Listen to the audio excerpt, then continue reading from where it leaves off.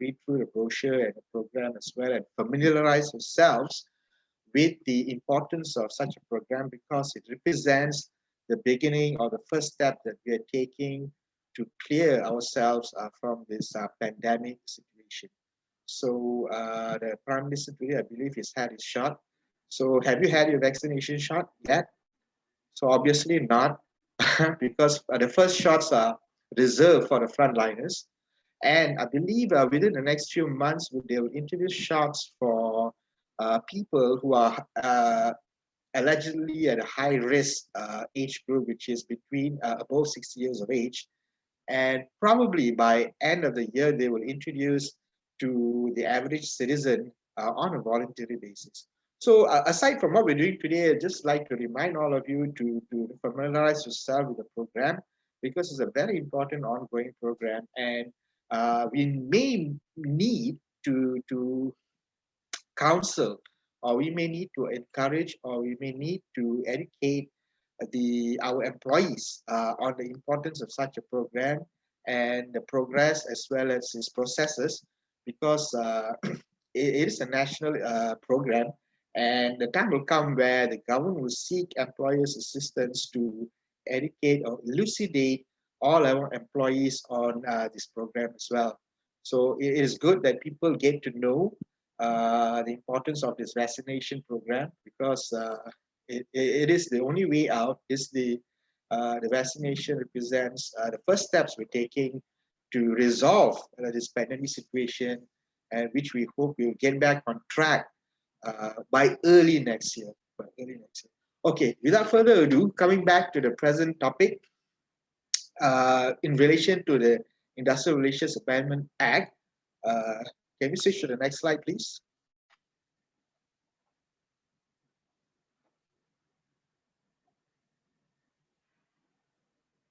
Okay, so now this Industrial Relations Amendment Act was in fact gazetted on 20th February 2020. That's quite some time ago, but it only came into force 1st January 2021. So since 20 February, it's been a bill. So what is a bill? A bill is actually a proposal given to Parliament to consider several provisions of law. So it is not necessarily an act. So when the bill was first gazetted into Parliament as a bill, about the same time last year, the bill actually contained a lot more provisions. So by the time it was actually gazetted as an act, the Industrial Relations Amendment Act on the 1st January 2021, where it became a force of law, there are many provisions in actual fact which are not which have not been passed. So the bill contained a lot more provisions that haven't been passed, especially in relation to amendments in relation to bargaining rights between the trade unions and employers, and also essential services. One of the provisions in relation to bargaining rights, apparently, was contained in the bill, apparently is in relation to the trade union's ability or power to question the employer on issues of recruitment, on issues of promotion, etc., which is excluded, which is excluded for the moment as their right to collectively bargain. So in a way, it's been better off for employers in a way, because with that, if that provision had been passed, the trade unions would have had a lot more power to bargain than what they have now. So just to recap, the bill, when it was first proposed, contained a lot more provisions, but the final product, the actual act, which just came into force on 1st January 2021, has substantially been reduced. So today we're going to go through all those provisions. We're just going to run through the provisions that have actually been approved and have given the purpose of law as of 1st January 2021. So next slide, please. Okay, so now we're talking about Section 8, subsection 2, reference of complaints to industrial court. When we look at the section on Section 8, subsection 2, Section 8 per se of the Industrial Relations Act and also complaints of contraventions of sections 457 of the Industrial Relations Act. Actually, what these sections deal with in the actual act itself is in relation to any kind of rights of workmen and the trade unions, as well as rights of employers. So as we know, the Industrial Relations Act is the only act that we have that regulates the relationship between employers and their trade unions. So basically, sections 4, 5, and 7, what they really do is they lay down provisions whereby what employers and even employees can do in relation to trade unions. What they cannot do is they cannot force or intimidate or discriminate anyone in terms of job, promotion, etc. Uh, in terms of trade unionism, and employers obviously cannot use trade unionism to harass, bully, or discriminate against an employee. So sections 4, 5, and 7 are related to those kinds of actions. So what basically Section 8 amendment basically does is Section 8 amendment, Section 8 actually refers to the complaint, whereby if there's any form of discrimination, any form of harassment, bullying towards an employee in relation to trade unionism, the trade union can bring a dispute or a complaint under Section 8 to the industrial court. So this complaint usually goes to the minister for reference to industrial court, whereby because by virtue of this amendment, the power of the minister has been removed and now it's been replaced by the Director General of Industrial Relations. So that's what it basically means. So the amendment basically takes away the power of the minister to refer such a complaint to industrial court and merely gives it to the Director General of Industrial Relations in relation to complaints regarding sections 4, 5, or 7. So it's a very simple issue. Next slide, please.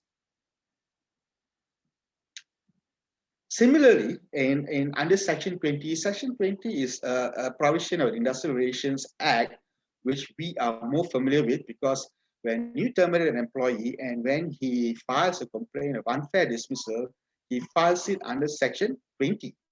So we are more than familiar with Section 20 because we hardly get complaints under Section 8 of Industrial Relations Act, which is related to trade unionism. We get more complaints, we get more references to industrial court by virtue of Section 20 of the Industrial Relations Act.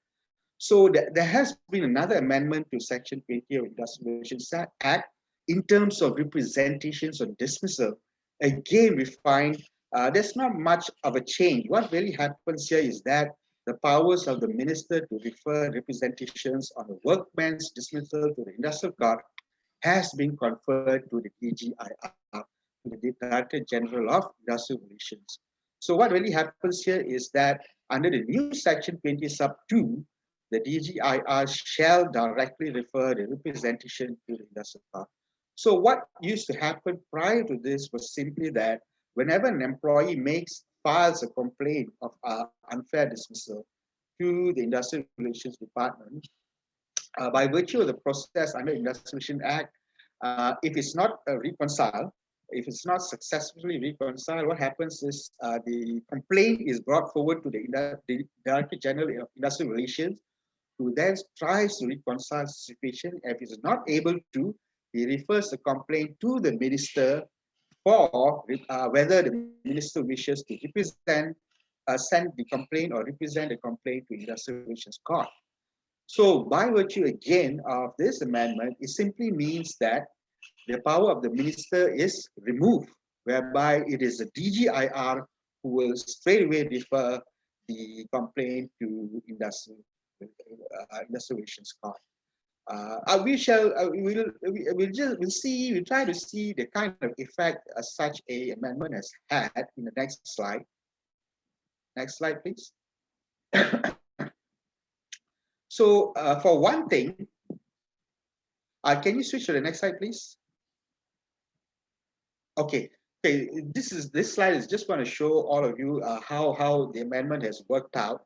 Basically, what happens whenever a workman complains of unfair dismissal, the matter goes to the Industrial Relations Department under the Director General of Industrial Relations, whereby if it's settled, then it's settled. Good news for everyone. Obviously, whenever it goes to Industrial Relations Department, a settlement must be in a form of monetary compensation by the employer. So if there's no settlement, it goes to the minister under the Ministry of Human Resources, whereby he has the discretion to refer it to industrial court or not.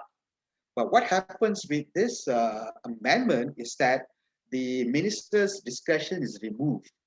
So whenever a complaint goes straight from to the Industrial Relations Department under the DGIR, once it's not settled, the DGIR will refer it straight away to the industrial court for adjudication for settlement. So since the minister's discretion has been removed, we don't have a filtering process anymore because the minister had the discretion to refer or not to refer any representations on dismissal to industrial court. There are some he refers when he feels it's a good case. There are some he may not refer when he feels it's not a worthy case. However, the DGIR does not have this discretion.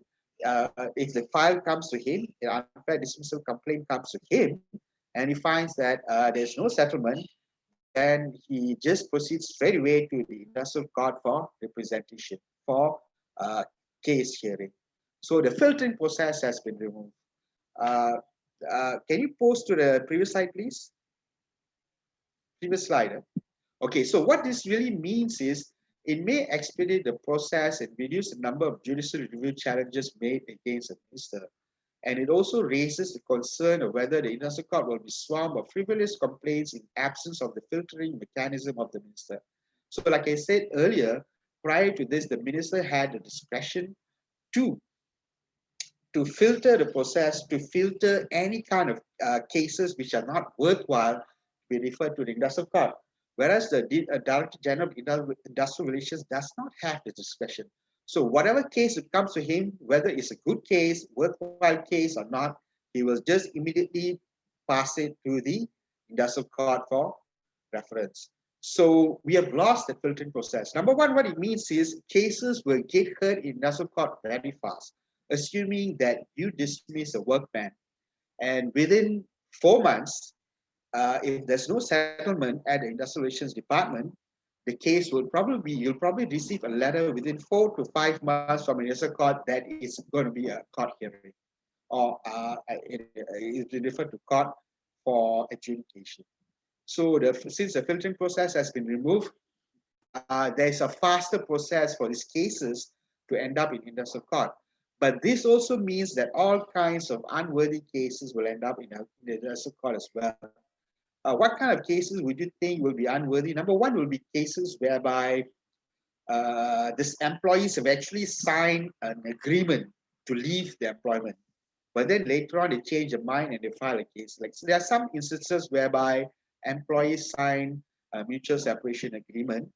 Somehow or other, sometimes they receive the money and they change their minds, they still file a reference at industrial court. So this can represent an abuse of our industrial court processes, whereby they may have to entertain all kinds of frivolous complaints. That is one of the weaknesses of the fact that this ministerial discretion has been removed. So do you all have any questions so far? I think it's been pretty straightforward. Basically, what we've been dealing so far is the fact that while the minister has been there as a filtering process to exercise discretion to refer some cases and not refer some cases, whereby that discretion has been removed, and now the DGIR has been given the full power. Unfortunately, the DGIR does not have the discretion to refuse a complaint. So whenever a complaint either is a trade dispute under Section 8, as I mentioned just now, or unfair dismissal under Section 20, it will be referred to the industrial court for final adjudication if the case is not resolved at the Industrial Relations Department. So that's what basically it means, the amendment so far. Okay, so any questions so far? I hope you have understood. It's pretty straightforward. Okay, moving on to the next slide. And the next slide, please. Okay, so now we have a new section, Section 52 in our Amendment Act, which is section 52 sub 3. This is with regards to statutory bodies under the IRA. Prior to that, can you just go back to the previous slide if you don't mind? Okay, come back to the slide. Okay, come back to the next slide. Okay, so now we're talking about statutory bodies under the Industrial Relations Act. As far as you know, we all know the composition of corporate offices, corporate governing bodies that we have, pretty much mixed up between private enterprises, and we do have statutory bodies who are actually members of IR law as well. Okay, what makes an organization a statutory body? Number one, they have an own act. There are quite a number of statutory bodies. Statutory simply means if you're an organization which is and you are created under an act of parliament, that means that you are a statutory body. So there are great many statutory bodies who were later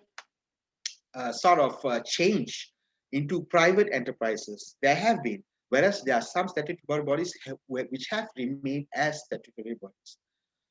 So what happens in a statutory body is that they are not bound by the Employment Act and the Industrial Relations Act like how the private enterprise or the private sector is.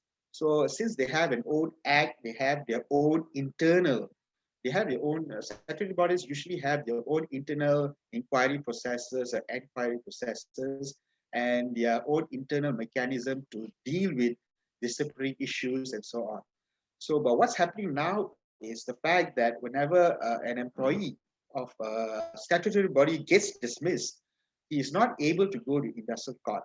So the employee of a statutory body has only recourse to the High Court.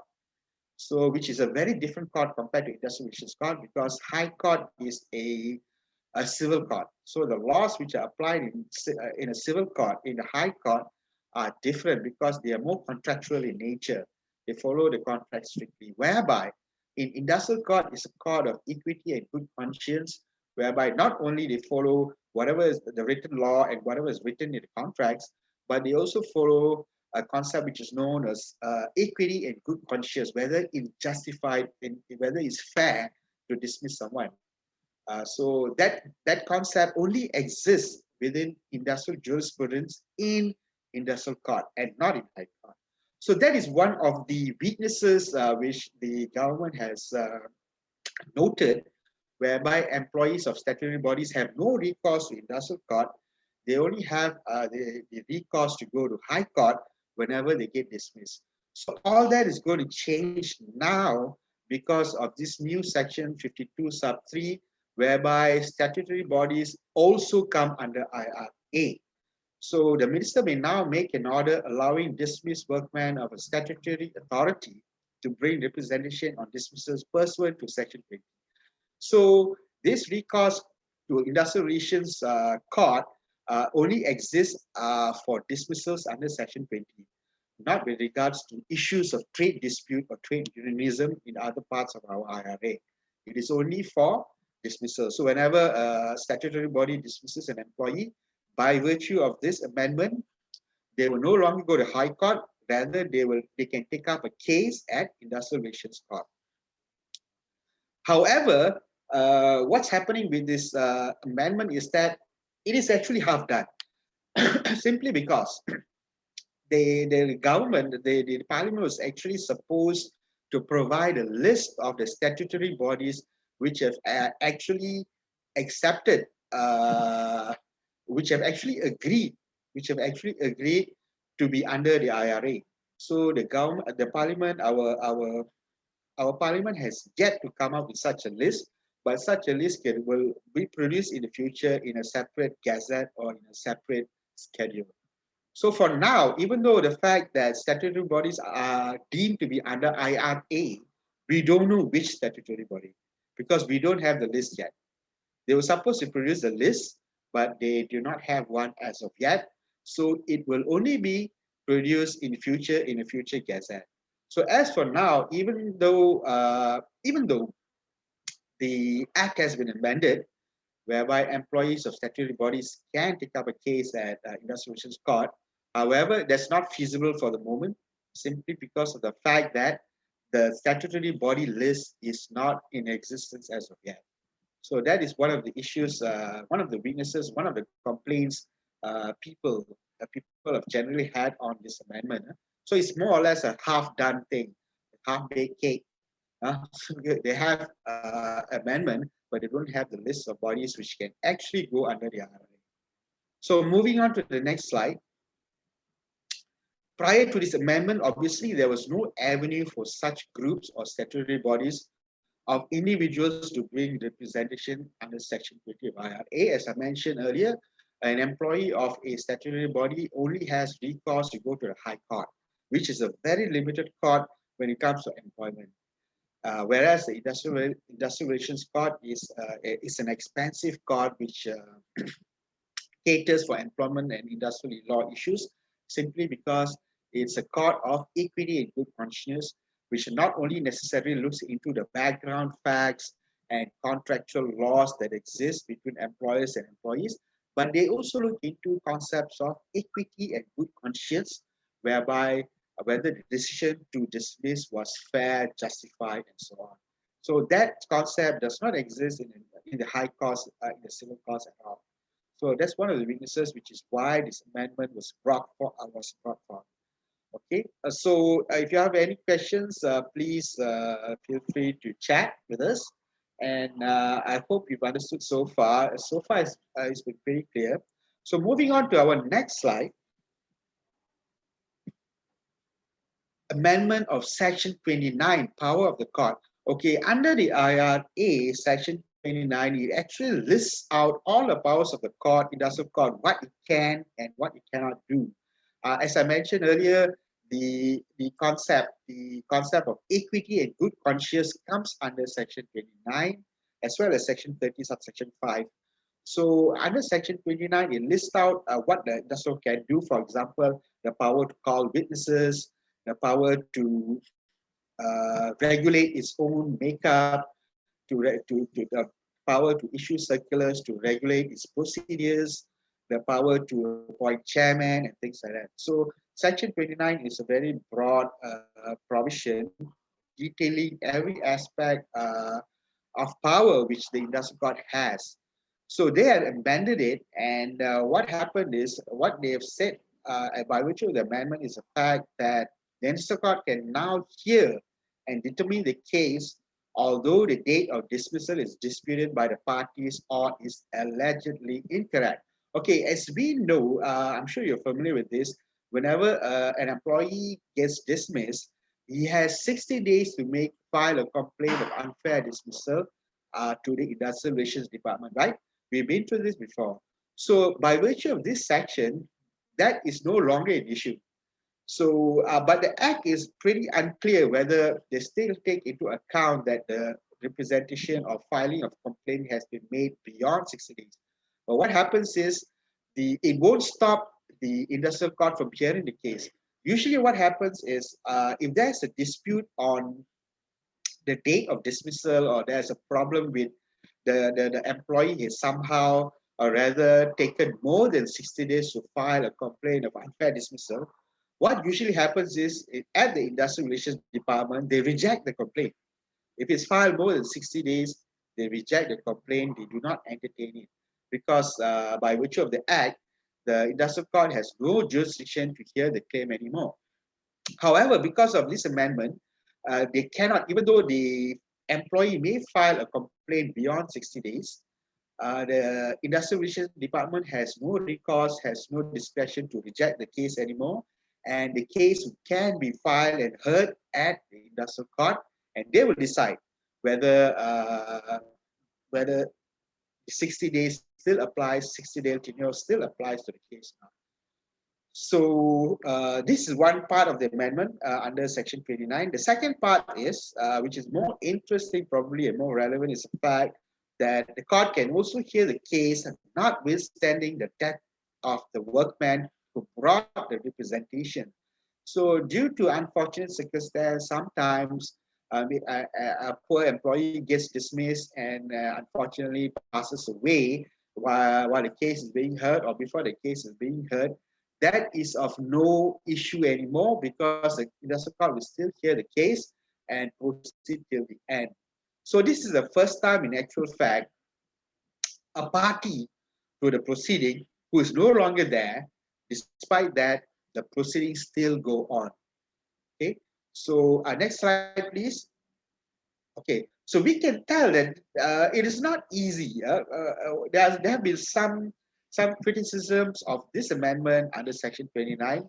Number one is its practicality aspects. Is it practical? Because in an unfair dismissal proceeding, the workman or the claimant will be the main witness to his claim, right?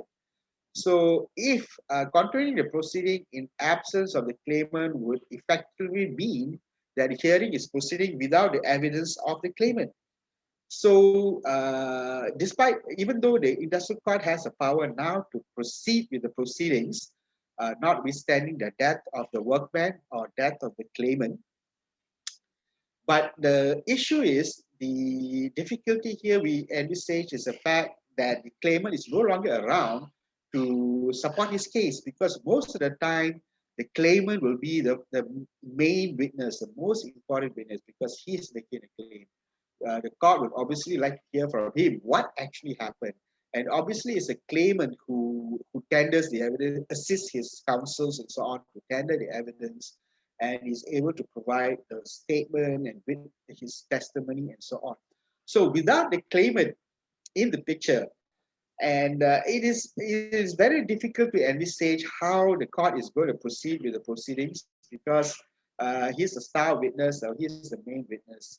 And without his testimony, it's going to be very difficult. From a practical point of view, the case is going to be a difficult case once the claimant actually passes away. So that's one of the criticism on Section 29.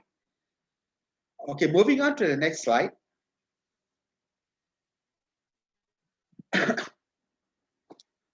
Okay, this is pretty much on Section 10. Section 10 is on strike, lockout, and picketing. And what Section 10 says, the amendment of Section 10 simply says that no workman shall go on strike or do anything unlawful pursuant to Section 40 IRA during the pendency of proceedings or after the decision of the DGIR, which was previously a decision of the minister in relation to a recognition claim. So whenever there's a recognition claim is actually made under Section 9 of the IRA. Whenever there's an ongoing recognition claim and so on, supposedly the workman or the employee who's involved in this claim of recognition, they are not supposed to go on strike or do anything unlawful the moment the complaint goes to the DGIR. So previously, this power used to lie on the hands of the minister. So because of the amendment, it simply means that now the DGIR will take over. So whenever there's a complaint on the recognition process and so on, and a complaint is made to the DGIR, the workman cannot do anything, cannot get involved in strike, lockout, or picketing. So if any one of you have had an experience whereby during a recognition process of a trade union, there's been some problems, there's been an issue, and the matter is brought forward to the DGIR, what happens is the workman is not supposed to engage in any form of strike, lockout, or picketing. But we've heard of many cases the other way around. The employees still go on strike and things like that, which is actually illegal. Okay. So previously it was the minister. The decision has to be with the minister. But right now, as I mentioned earlier, as similar to other sections of Section 20 and Section 8 of the IRA, the power has been removed from the minister and given to the DGR. That's what it simply means. So the minister plays the minister's responsibility under this section, Section 10, no longer holds. So that's what it simply means. So moving on to our next slide.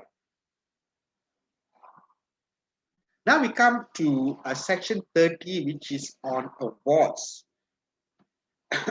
So far, has any one of you have any questions? Maybe we can just give a time lapse of about a few minutes for any one of you to type out any question that you have.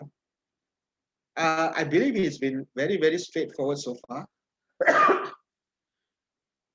But then again, if you do have a question, please feel free to type it out. We can have a short discussion about it. Anyone? Are you thinking of what to say? Take your time.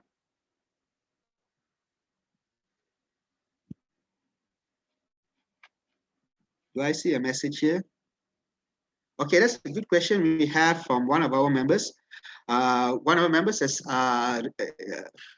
has inquired, why remove the 60 days deadline to file a complaint? How does this protect the employer now also? Okay, why remove the 60 days complaint? This is a very good question.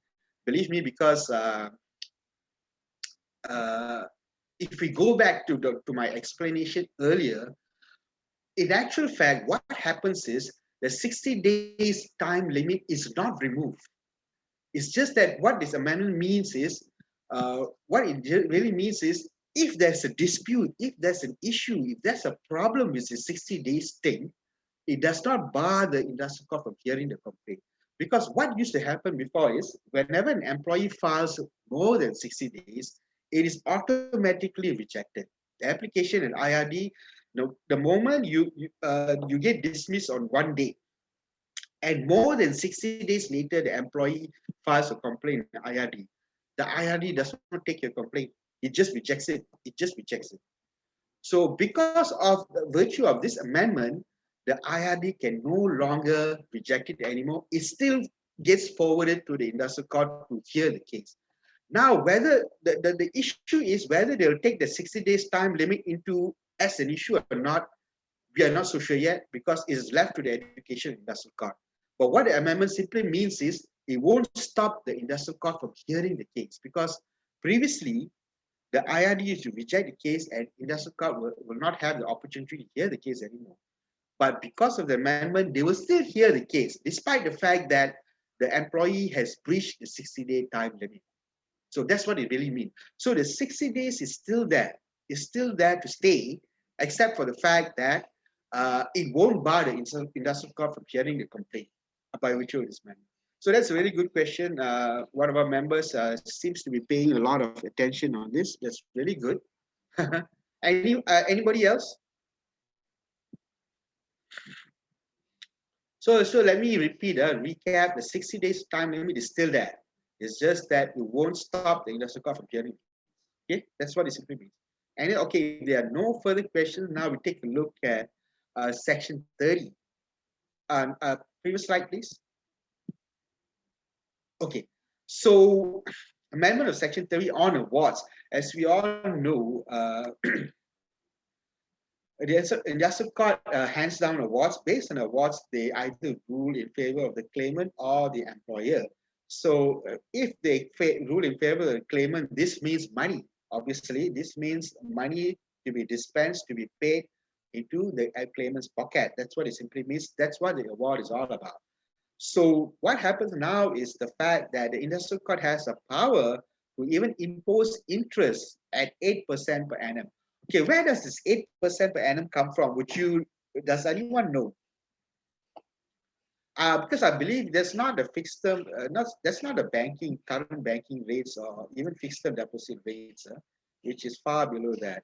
So this 8% actually comes from the Employment Act under Section 69. So they've taken that as a basis to use that as the amendment for the IR Act.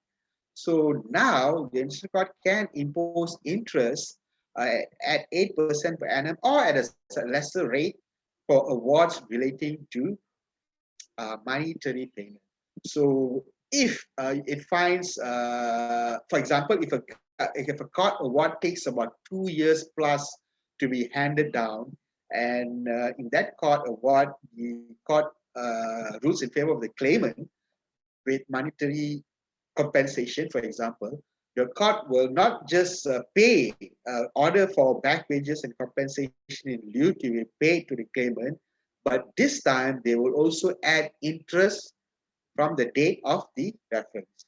So at in reference. So now it's become more expensive for you to dismiss your employee, not like before, because now they've added interest rates as well.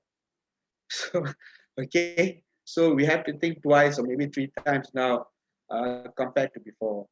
So again, there's another section 30 under section 630 subsection 6b, another amendment which allows the court to award back wages or compensation in lieu of reinstatement or even both to the next of kin of the deceased workman. So guess what? If your poor employee dies, suffers, and passes away because as a result of this stress from the claim, etc., and everything, it still does not exculpate the employer anymore. The employer still can't get away with it because the court will order for the back wages and compensation in lieu to be paid to the next of kin. So unfortunately, sir, there's just simply no escape this time. Till death, we do not part. Okay?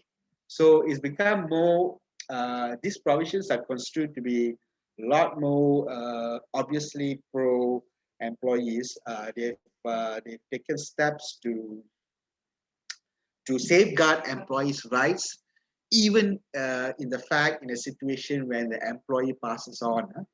So you have to be more and more careful because he may not get the money, but his next of kin can can have access to the back wages and so on, to the compensation. Okay, how is the court going to do this? We are not so sure as of yet because this is something new. Most probably, the court will during the proceeding itself, they may state in the award itself who to pay to, provided they're given all the details, or they could order the employer to do so. We're not so sure how they're going to do this because they need the details who to pay to, the next of kin to who to be paid to before they can actually dispense with the monetary award. Because if they get the parties wrong, that can be another issue as well. So how it's going to be done, we're not so sure how it's going to be done in the future. But what we do know is that they now have the power to not just impose interest, but they also be able to uh, reserve the back wages and compensation to the deceased workman's next of kin. So any issues in that? Okay, no, none so far. It's been pretty much clear. And moving on to the next slide. Okay, we have a new section, which is section 33A. 33A, effect of an award. Okay, what happens when the employer loses a case? Either he concedes defeat and he pays up, or he's dissatisfied, he takes it as a appeal or rather a judicial review to the High Court, right? That's what we do. That's the process we have right now. But apparently this has been removed. What happens now is the fact that a deletion of section 33A, which means that uh, is replaced by a new section 33C, allowing appeal against an award to the High Court. So we no longer have an appeal, a judicial review process to the High Court anymore. Well, for both sides, either for the employer who is dissatisfied with the award or the employee who is dissatisfied with the award. What we have instead is an appeal process. So I'll just like to brief you on the difference between judicial review, which is a process we have now, prior to the amendment, and post-amendment is going to be an appeal process. There's a huge difference in actual fact because in a judicial review process, which is before the amendment, the High Court, whenever the matter is brought up on judicial review to the High Court only has the power to review the award, to review the decision-making process of the industrial court. What the High Court cannot do is to recall witnesses or go into the facts of the case or to go into the facts of the evidence to check it whether it's correct or not. What they actually do is they review whether the industrial court had taken the correct steps in coming up to a justified decision. That's what they do. So judicial review processes to the High Court upon from the Industrial Court is actually a very simplified process because you do not have to bring in witnesses or give new evidences and so on. So because it's a review process, but that has changed by virtue of new Section 33C. That has changed, whereby now you're not able to bring a judicial review process to the industrial court, to the High Court. Rather, you bring an appeal process to the High Court.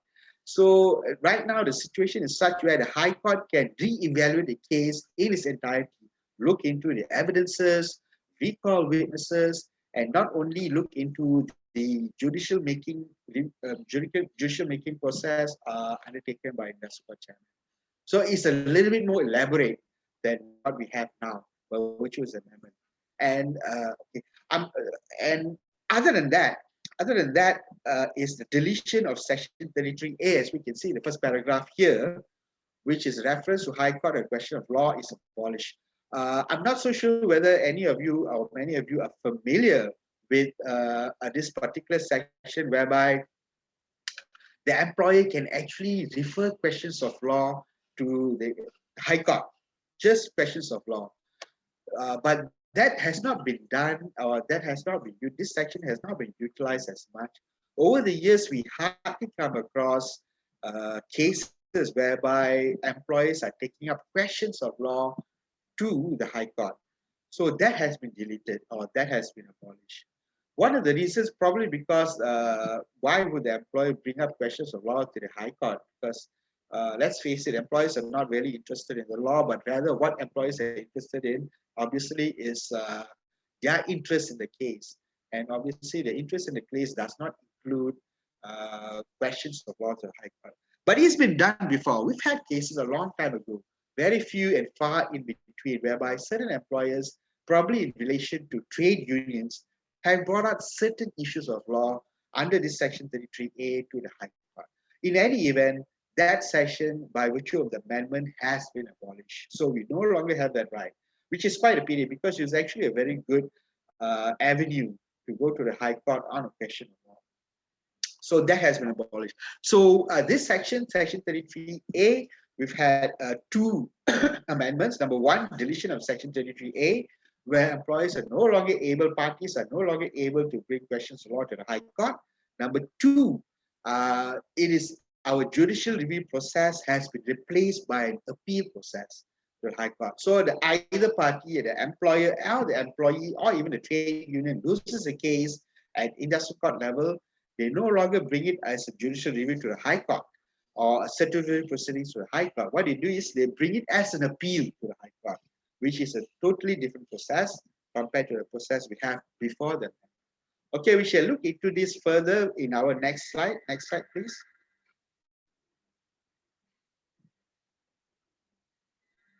Okay. So one of the effect, okay, we shall look into this further. One of the effect of new Section 33A is the fact that whenever you bring an appeal, the appeal that is brought from the industrial court to the High Court after the amendment is similar to the kind of appeal that you have from a sessions court to the High Court. Okay, we're moving into something very technical and very legal, but this is just for your know-how. So this also means that such instances or such cases cannot be brought forward to the federal court, which is a real pity because many landmark decisions concerning industrial and employment law have been handed down by the federal court. This amendment may affect the development of industrial and employment law jurisprudence. So after this amendment, whenever you either party is dissatisfied with the result from the industrial court, what they do is we can only bring an appeal to the High Court, which is a similar process or procedure as per from Sessions Court to the High Court right now. So this means, as I mentioned, we can no longer bring cases to the federal court as a complete appeal process. So this may affect our knowledge and employment jurisprudence, industrial law per se, because we've had so many, a plethora of cases since the 80s until today, hundreds and hundreds of cases handed down by the federal court as well as the Court of Appeal to help us understand or to decide on issues of employment law and industrial law. So in lieu of this, in actual fact, what is happening is the government, MOHR, is actually thinking of having, instead of, because of this avenue or route to federal court has been lost by virtue of the fact that we have an appeal process now, what they're thinking of doing is having a new form of industrial appellate court to replace that. So in future, we may have industrial appellate court instead, because of the fact that we no longer can go to a federal court. What we'll have instead, if after the high court, either party is dissatisfied, they'll bring it to the industrial appellate court. But that is still at the proposal stage. It's been debated for years, as far as I know, as far as I can remember, right up till 15 to 20 years ago. This industrial appellate court has been debated for years and years and years. We've seen no progress then. I'm not so sure we'll see any progress now either. But because of the fact that now they've actually amended the act, maybe in the near future we may have an industrial appellate court uh, to hear cases and appeal from the High Court. Maybe we're not so sure. So, any other questions so far, aside from one of our members who's given a very good question? We shall give you a few minutes to think about, to digest whatever we've to digest everything that we have discussed today. Give yourself some time. If you have any issues to bring it up, you can bring it up now. Let's take your time. Anybody? So I believe this issue, the Industrial Relations Act, probably usually when we have discussions or webinar series on HR issues, everybody seems to have a lot of questions. I understand that this IR Act per se is actually a very, very technical, very legalistic act in actual fact. And because it is more related to unionized industries, most of our members or most companies we know are not unionized. Good for them. So we're not particularly familiar these provisions. So I understand why we don't have so many questions today, but it's okay. Okay. Now, since I assume that you all understood so far, okay, moving on to the next slide. Okay, as I mentioned just now, we're still on the same topic on new section 33C, appeal against award to the High Court. So the process is very, very thick and fast at the High Court. Any appeal process is actually any person who's dissatisfied with an industrial award may appeal to the High Court within 14 days of receiving the award. So this time limit, this time span of 14 days, either party, they're very strict on that. 14 days is actually a very, very, very little time, whereby previously during the before the amendment, judicial review process, you actually have 60 days to give, to seek leave, to appeal, to seek leave to go for the judicial review to the High Court. But in this case, in an appeal process, we only have 14 days, which is very little time. So that's one of the arguments against having this appeal process as well, 14 days. So the moment either party loses the case or is dissatisfied with the result of the case, they only have 14 days to decide to file an appeal to the High Court. That is the process right now, which is under the rules of court 2012. So the procedure. Okay, let's go back to the slide.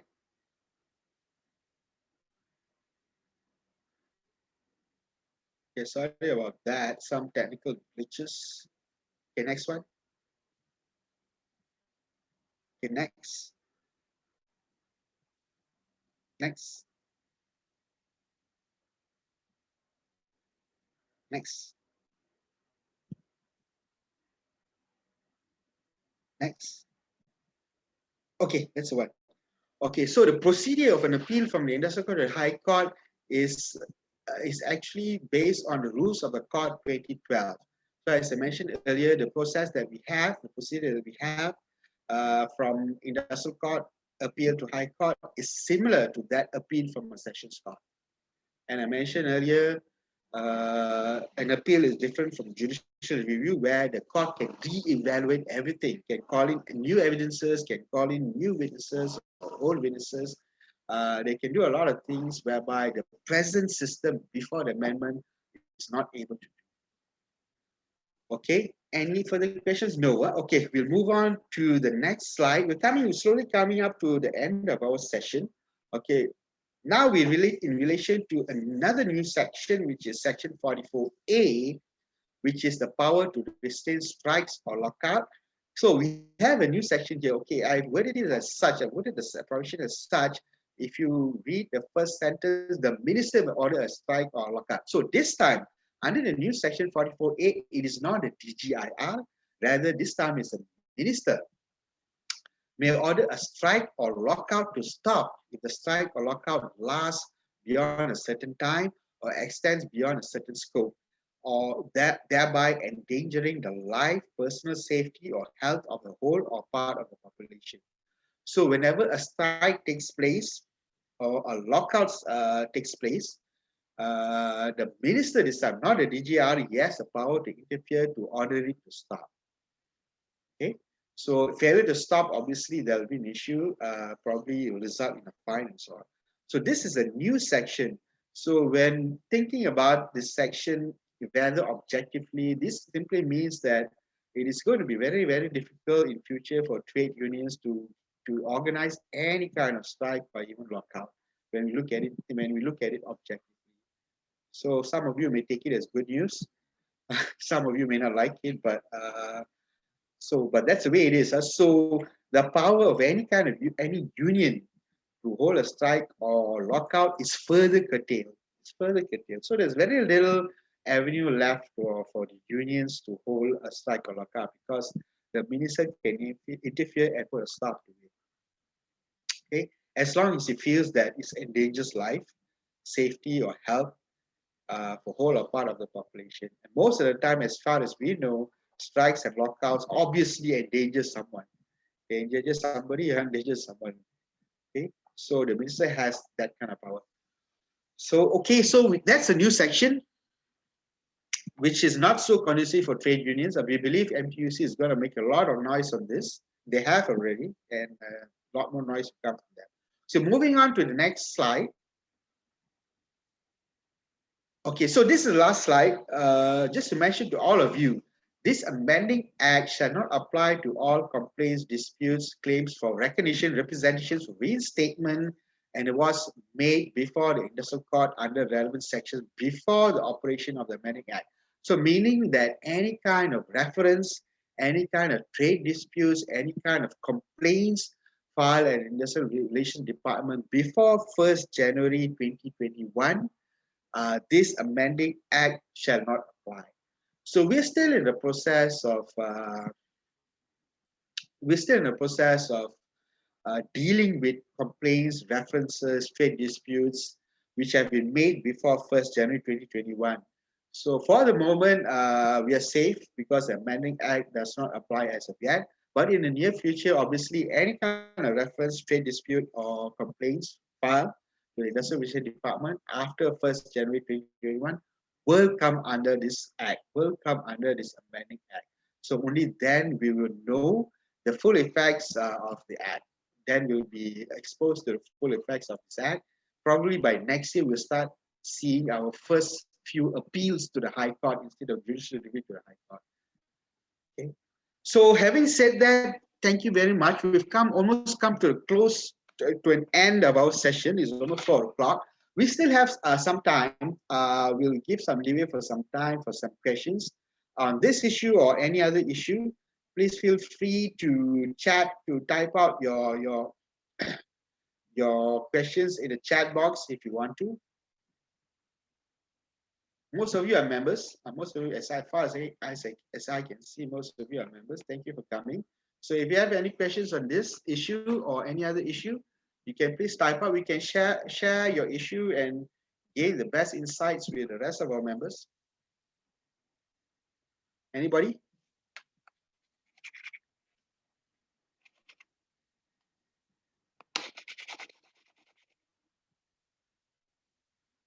Okay, so since we don't have any questions, we shall come to an end for our session for today. Not to worry, we'll be having more sessions in the future. We're planning a session, a variety of sessions next month, or probably the next coming months. As far as our conference is concerned, I would like to thank all of you as well for coming. And we'll make further announcement of our upcoming conference in March, which most probably is going to postpone to June. So thank you very much for coming. And please do take care. Please email us or contact us if you need any further advice or clarification on this or any other HR issues. Thank you very much for coming. Thank you. See you again. Thank Thank you. you.